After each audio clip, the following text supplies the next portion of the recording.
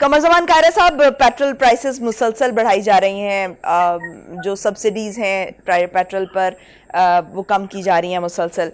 कब तक हम तवक्को कर सकते हैं कि ये स्टेबल होंगी, और कब तक हम ये तवक्को करें कि कुछ ठहराव आ जाएगा और आवाम को जो है वो कुछ सुख का सांस मिल सकेगा?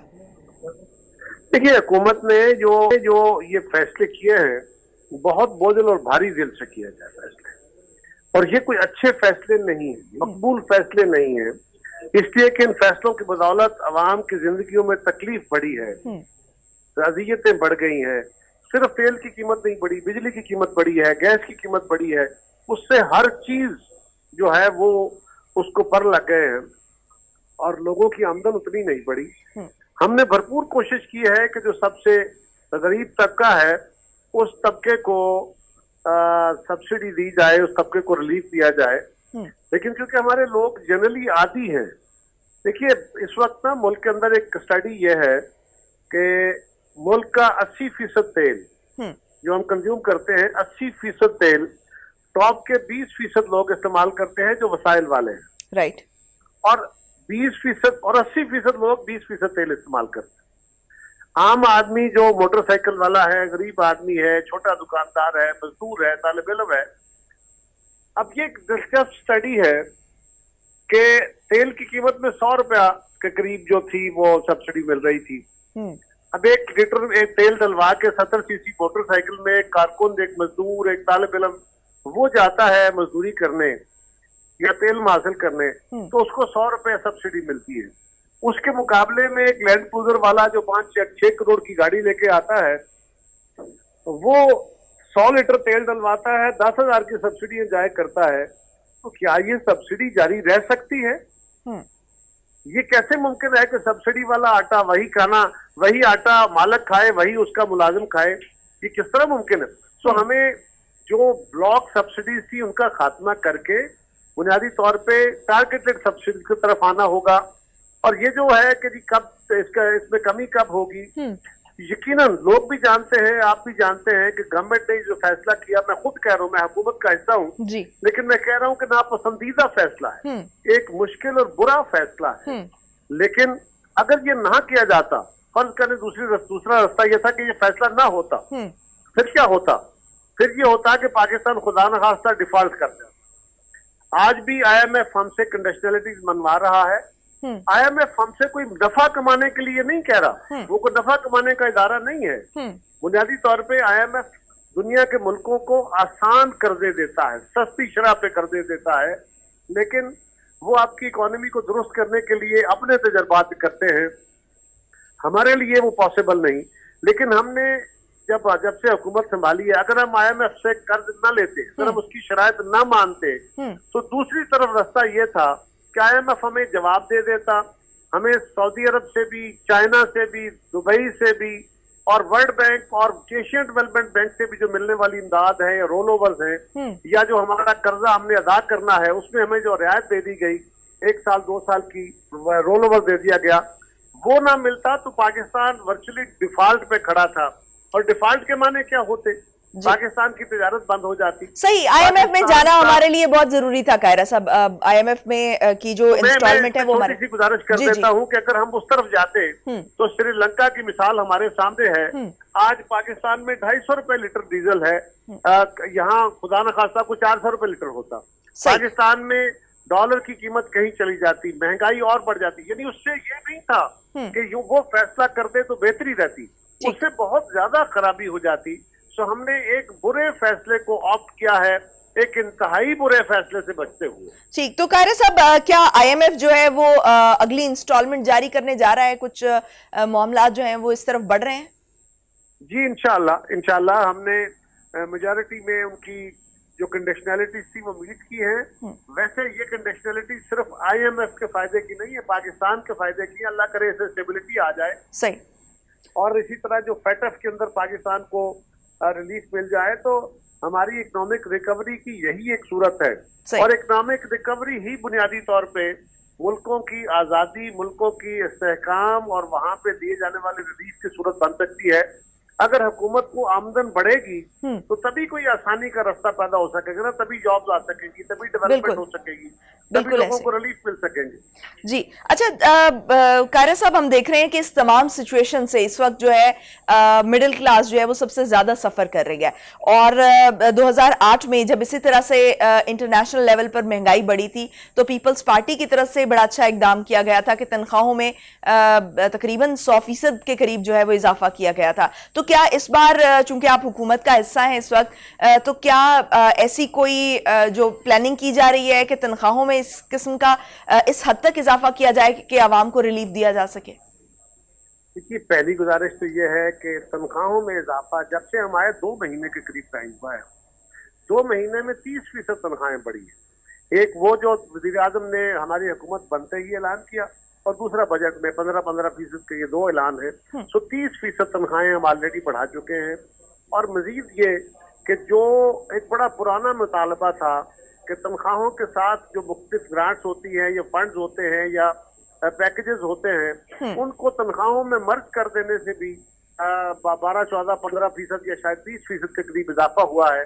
तो तकरीबन ओवरऑल सरकारी मुलाजमों की तनख्वाहों में जब से हमारी हुकूमत आई है, इन इक़दामात की बदौलत कोई 50% या 45% का इजाफा 1-2 महीने के अंदर हो चुका है। कारा साहब, ये तो सरकारी मुलाजमीन के लिए हो गया ना, ठीक है। मैं उसमें गुजारिश जो प्राइवेट सेक्टर है उसके सपोर्ट प्रोग्राम के अंदर हमने इजाफा किया है, उसकी कुल मद में इजाफा किया, फिर 2000 रुपया टारगेट सब्सिडी का ऐलान किया। फिर अब हमने जो लेटेस्ट जब ये कीमत आखिरी बढ़ाई है 60 लाख, पहले 80 लाख लोगों के लिए था, जो तकरीबन कोई 7-8 करोड़ लोग बनते हैं, 80 लाख घराने।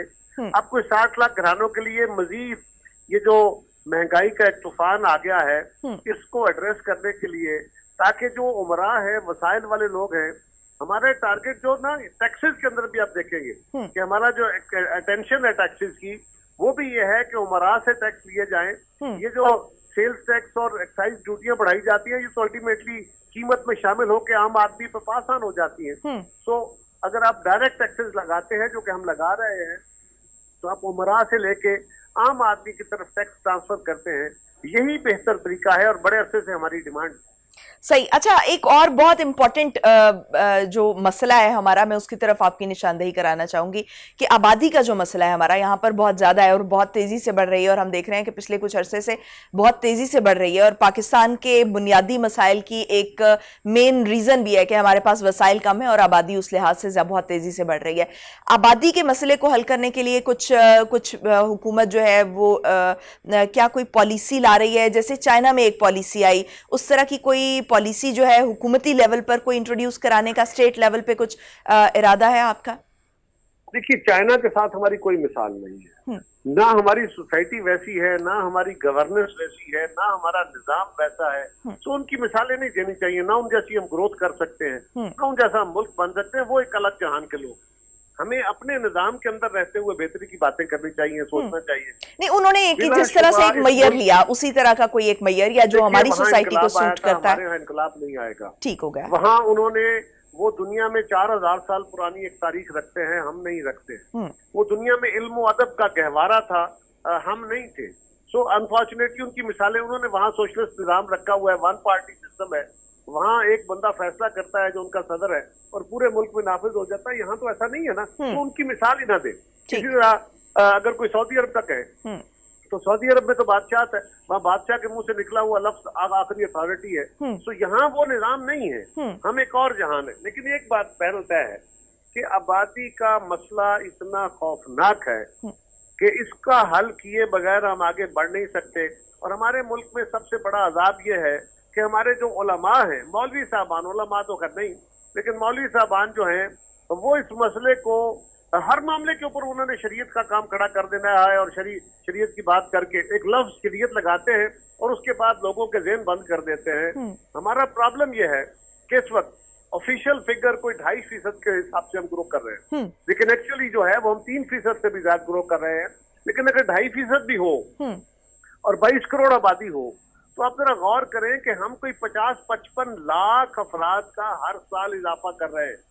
नॉर्वे पूरे मुल्क की आबादी 50 लाख है, हम हर साल 50 लाख लोग नए पैदा कर रहे हैं। एग्जैक्टली। अब जरा गौर करें उन लोगों के लिए रहने को पूरे घर नहीं है, खाने को सामान नहीं है, नौकरियां नहीं है, रोजगार नहीं है, और ऊपर से हर नए साल 50-55 लाख लोग नए आ रहे हैं। उनको ऐड करके कहां से ये सारा पूरा होगा? और इसमें कोई दूसरी राय नहीं है। मुसलमान मुल्कों ने भी अपनी आबादी को कंट्रोल किया है, हमें भी अपनी आबादी को कंट्रोल करना होगा। अब इसका इलाज कैसे निकल सकता है?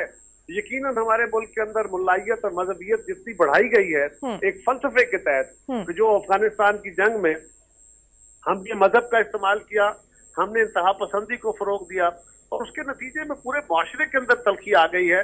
यहाँ तो बात करना जुर्म है। आपके सवाल का जवाब देते हुए मैं सोच रहा था कि फतवे से कैसे बचूंगा, लेकिन बहरहाल ये बातें तो हमें करनी है, क्योंकि इसके अलावा दुनिया की तरक्की का कोई रास्ता नहीं। ठीक है, लेकिन कमर ज़मान कायरा साहब, इसका हल आप क्या देखते हैं? क्या इस वक्त जो आपके साथ पैनल्स पे जो जैसे इस्लामी नजरियाती कौंसिल है, जो उलमाए कराम है, उनको आप साथ मिलाकर आप किस तरह से एक मुहिम चला सकते हैं इस पर, क्योंकि ये एक बड़ा मसला है? जी, उलमा कराम को भी जी बिल्कुल बिल्कुल फोर्स करके इसको नाफिज करना चाहिए। उलमा कराम को डायला करना चाहिए, लेकिन पार्लिमान को अपनी पोजीशन असर्ट करनी चाहिए, फैसला करना चाहिए। हर मामले में इस्लामी नजरियाती काउंसिल या उलमा का रोल नहीं है। राइट, बिल्कुल पार्लिमान एक बेहतरीन फोरम है, वो फोरम अपने फैसले करे और जो पाकिस्तान के मुफाद में है उस फैसले को इम्प्लीमेंट करके आगे बढ़ा जाए, और कोई रास्ता नहीं है। राइट, दुनिया में कोई मुल्क ऐसा नहीं है जिसने ये ना किया हो और वो मुल्क तरक्की किया हो।